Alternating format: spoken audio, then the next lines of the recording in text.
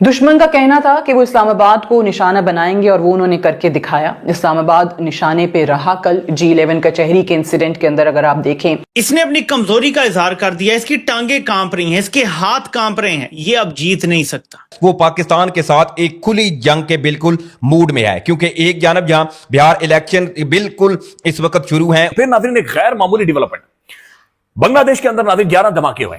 तो इस वक्त राइट नो जब ये वीडियो देख रहे हैं, बांग्लादेश का दारुल हुकूमत ढाका हाई अलर्ट। अब तो बांग्लादेश का कनेक्शन भी सामने आ गया है। माना यह जा रहा है कि 3200 किलोग्राम अमोनियम नाइट्रेट बांग्लादेश से नेपाल के रास्ते भारत लाई गई। और अगर आप उनके बयानात सुने जो पिछले एक हफ्ते से दे रहे हैं हिंदुस्तान के लीडर, वो बड़े खौफनाक बयान दे रहे हैं। उनमें एक बयान ये है कि पाकिस्तान एक दिन की मार है, आगे बर्बादी है हमारे लिए, तबाही है हमारे लिए। लेकिन अब ये आपके गले तक पहुंच चुकी है। अब ये अगर आपके आज इस्लामाबाद में है, ये कल राजा बाजार में होगी, ये परसों कराची कंपनी में होगी, ये लाहौर में होगी, ये लिबर्टी में, ये हर जगह पर फैलेगी। Be prepared. कराची में कुछ होएगा पक्का, तुम तैयार हो जाओ उस चीज के लिए। और श्री गणेश जो है हम वहीं से करेंगे। इन्होंने प्लानिंग चेंज कर दी। प्लानिंग चेंज कर अपने सारे जो ऑर्गेनाइजेशंस हैं, इसका सबका बेस बना दिया बांग्लादेश के अंदर। वहां पर आर्मी और ISI दोनों सपोर्ट कर रही है उन जिहादियों को। और खुद हिंदुस्तान का जो प्राइम मिनिस्टर है वो बड़े गैर जिम्मेदाराना बयान दे रहा है। तो हमें संजीदगी से इसकी तैयारी करनी चाहिए। ये 30 करोड़ जिहादी रहते हैं भारत में।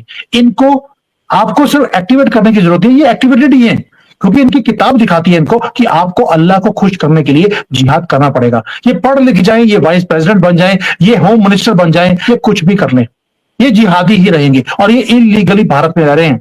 अब तो बांग्लादेश का कनेक्शन भी सामने आ गया है। माना यह जा रहा है कि 3200 किलोग्राम अमोनियम नाइट्रेट बांग्लादेश से नेपाल के रास्ते भारत लाई गई। अंजलि, पहली बात यह है कि इसको अब दिल्ली ब्लास्ट नहीं बोले तो अच्छा है, क्योंकि ये भी खुलासा हो गया। मैं कल सुबह से बोल रहा था कि दिल्ली में ब्लास्ट नहीं हुआ है, ये एक्सीडेंट था। ये ब्लास्ट करने का मतलब ही नहीं है। रीजन बीइंग, पहली बात यह है कि वो मुसलमान एरिया था। दूसरी बात, छुट्टी का दिन था। आपको मालूम है चांदनी चौक का जो वाला एरिया होता है, वहां पर मंडे को मार्केट बंद रहती है।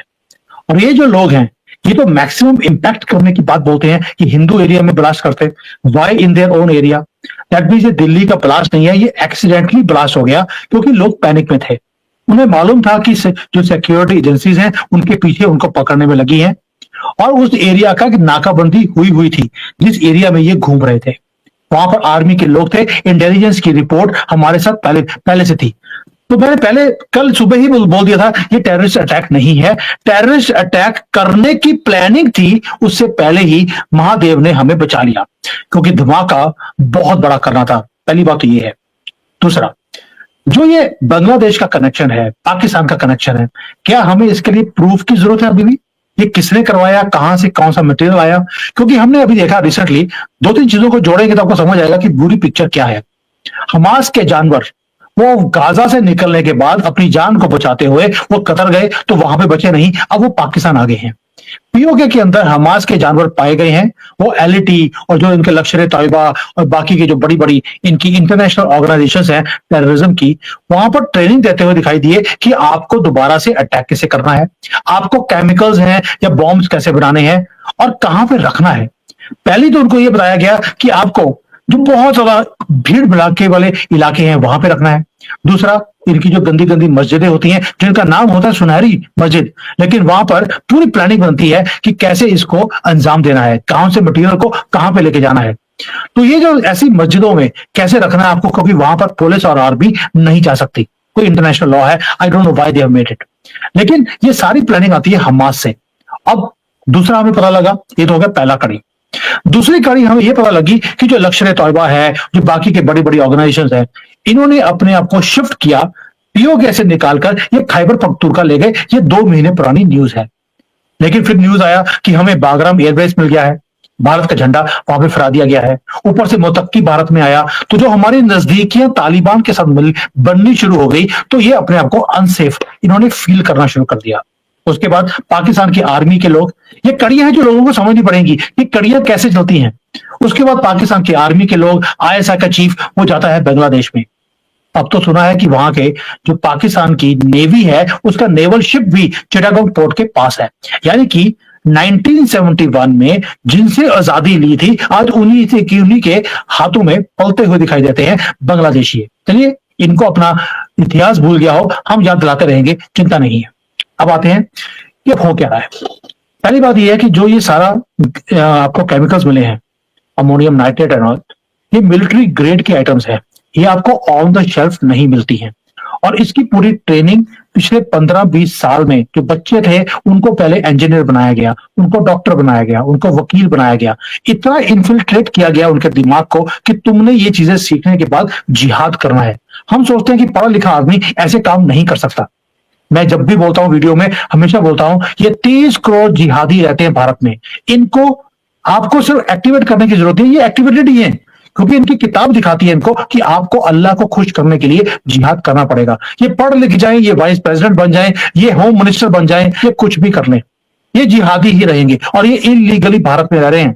30 करोड़ के 30 करोड़, क्योंकि 1947 में इन्होंने अपना कंट्री ले लिया था, तो फिर यहां पे झक मार रहे हैं।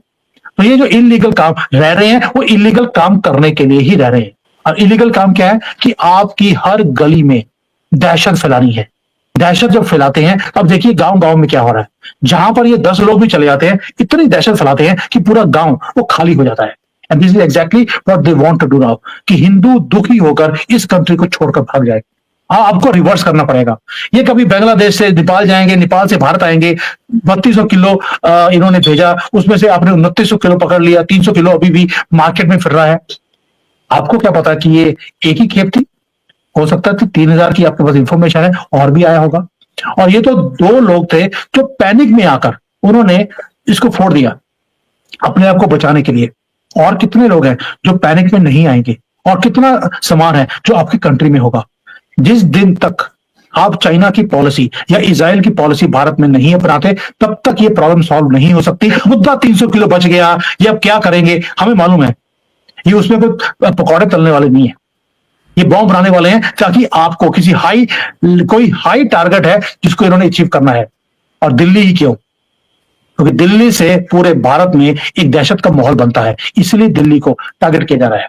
और अगर आप उनके बयानात सुने जो पिछले एक हफ्ते से दे रहे हैं हिंदुस्तान के लीडर, वो बड़े खौफनाक बयान दे रहे हैं। उनमें एक बयान ये है कि पाकिस्तान एक दिन की मार है, और किसी आम आदमी ने ये बयान नहीं दिया। तो हमें, और आपको पता है कि वो अपना राजस्थान के बॉर्डर के ऊपर पूरी एक्सरसाइज कर रहे हैं और करते रहे, और बैठे बैठे उनको सर क्रीक भी याद आ गया। तो ये सारी खेल जो है उन्होंने दोबारा शुरू की है, और उन्होंने कहा है कि नवंबर के महीने में हमको चेक करेंगे। आज नहीं कहा, जब वो वाकया बॉम्बे वाला हुआ मई में हुआ, उन्होंने कहा नवंबर में देखेंगे। और खुद हिंदुस्तान का जो प्राइम मिनिस्टर है वो बड़े गैर जमादाराना बयान दे रहा है। तो हमें संजीदगी से इसकी तैयारी करनी चाहिए, और हमें अपनी अफवाज के साथ कंधे से कंधा मिला के खड़ा होना चाहिए, उनके साथ मुकम्मल हर किस्म का ताउन करना चाहिए। यही एक रास्ता है इन स्लीपर सेल्स को उखाड़ के बाहर फेंकने का।